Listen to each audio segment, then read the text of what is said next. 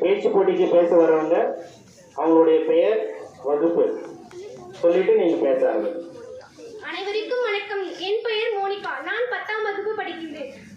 செந்தமிழ் என்னும் தலையனை போற்றி செம்மாந்தனிற்கும் என் தமிழிற்கும் ஈன்ற பொழுதின் பெருதவக்கம் தன் மகனை சான்றோர் என கேட்ட தாய் என்ற குரலுக்கிணங்க தன் தாயை பெருமைப்படுத்தியிருக்கும் ஆன்றோர் சான்றோருக்கும் மற்றும் அனைத்து நல்லுழங்களுக்கும் என் பணிவான வணக்கங்கள். தமிழ்நாடு அரசு சமூக மாற்றத்திற்காக வித்துவிட்ட பெருந்தலைவர் காமராஜர் அவர்களின் பிறந்த நாளான ஜூலை 15ஆம் நாள் கல்வி அறிவு நாள், கல்வி வளர்ச்சி நாள் மற்றும் காமராஜரின் பிறந்த நாளாக நாம் கொண்டாடி வருகின்றோம்.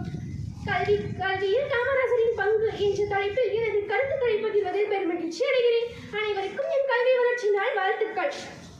மதிய உணவு திட்டம். குழந்தைகள் பசியின்றி படிக்க வேண்டும் என்பதற்காக மதிய உணவு திட்டத்தை கொண்டு வந்தார். இதுவே இன்றைய சத்துணவு திட்டத்தின் அடிப்படை. ஏழை எளிய மக்களின் குழந்தைகள் படிக்க வேண்டும் என்பதற்காக மூளை முடுக்கெல்லாம் 13,000க்கும் மேற்பட்ட பள்ளிகளை திறந்தார்.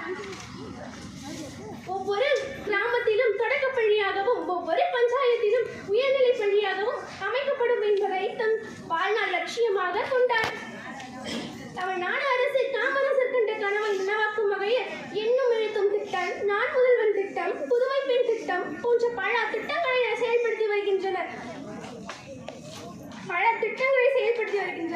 காமராஜர் இன்று தமிழ்நாட்டை இந்தியாவிலேயே சிறந்த கல்வி அறிவு பெற்ற மாநிலங்களில் ஒன்றாக அமைகிறது.